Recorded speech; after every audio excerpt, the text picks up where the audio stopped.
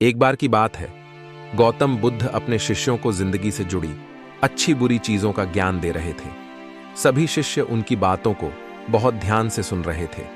उन सभी में एक शिष्य ऐसा था जिसे प्रश्न पूछने की बहुत आदत थी। वो उठकर गौतम बुद्ध के पास गया और उनसे बोला, आप हमें जिंदगी के बारे में जो कुछ सिखा रहे हैं उस सब का क्या फायदा? क्योंकि हम में से बहुत से बच्चों को यह भी नहीं पता कि हमारे जीवन का मूल्य क्या है और ये जीवन हमारे लिए कितना कीमती है। पहले आप हमें ये बताइए कि इस जीवन का मूल्य क्या है। अपने शिष्य की बात सुनकर गौतम बुद्ध अपने कक्ष में गए और एक चमकता हुआ पत्थर का टुकड़ा लेकर आए। वो टुकड़ा उन्होंने अपने शिष्य को दिया और बोले, मैं तुम्हें इस जीवन का मूल्य तब बताऊंगा जब तुम इस पत्थर का सही मूल्य पता लगाकर आओगे। साथ ही ये ध्यान रखना कि तुम्हें ये पत्थर का टुकड़ा किसी को बेचना नहीं है। गौतम बुद्ध की बात मानकर वो शिष्य बाजार की तरफ चला गया। बाजार में सबसे पहले उसकी नजर एक फल बेचने वाले पर पड़ी और उसने वो पत्थर उस फल वाले को दिखाया और बोला, इस पत्थर के बदले आप मुझे कितने फल दे सकते हो?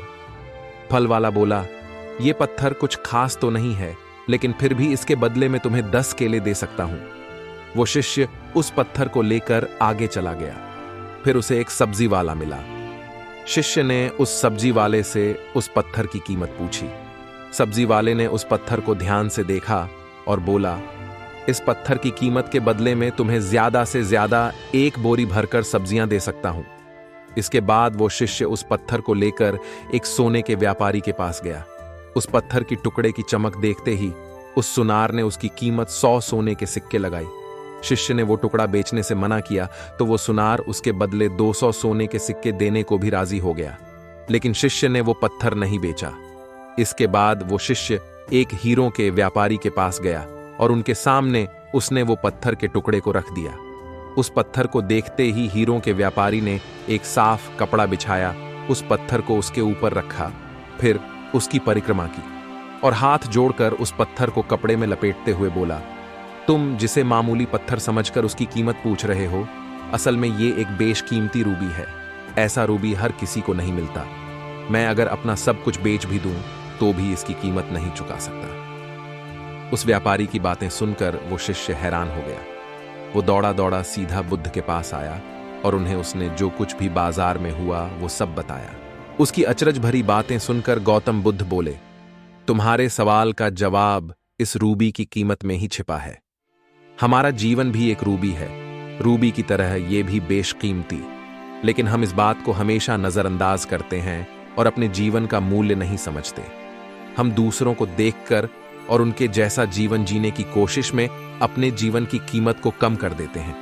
हम ये सोचते हैं कि हमारी जिंदगी की कीमत वही है जो दूसरे हमें बताते हैं, लेकिन ये बात हमेशा ध्यान रखना कि सामने वाला अपनी हैसियत, बुद्धि और अपनी समझ के हिसाब से तुम्हारी कीमत लगाता है। जिंदगी सिर्फ एक बार मिलती है, इसलिए इसको बर्बाद ना करें।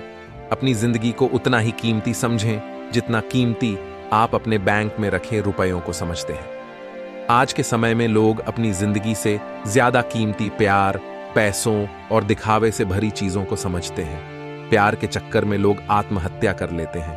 पैसों के चक्कर में ऐसा काम करने लग जाते हैं जिससे उनकी जिंदगी बर्बाद हो जाती है। नाम कमाने के चक्कर में उल्टे सीधे काम करने लग जाते हैं।